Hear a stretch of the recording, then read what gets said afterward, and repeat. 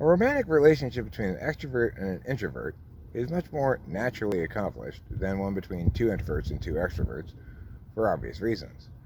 Here I am making this video, and Rachel's standing there looking lovely and not really saying a whole bunch. Now, the obvious conclusion to draw is that, well, Eric's too domineering or controlling too much of that relationship. But the actual conclusion to draw is, I'm an extrovert and she's an introvert. So, do you experience our relationship as one in which I'm being too much? Too much? No. Nor do I experience the relationship as one as her being too little. So, in other words, we're in our natural states of being. She's set up naturally to receive ideas that are ideally novel, and then make meaning from them as an INFJ. And I'm ideally suited to put out ideas that are novel, that are only going to be really appreciated by certain types.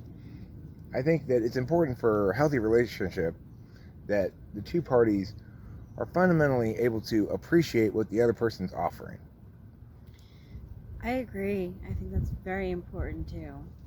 And for an extrovert and an introvert, what the extrovert is usually offering is some sort of putting themselves out there, and what the introvert is usually offering is some sort of receptiveness to what's being put out.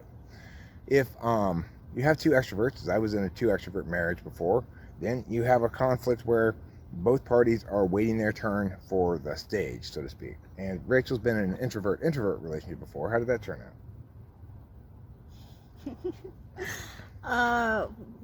We would be able to go days without seeing each other. Did you find that when you worked together, you had to carry the role of the extrovert? Yes.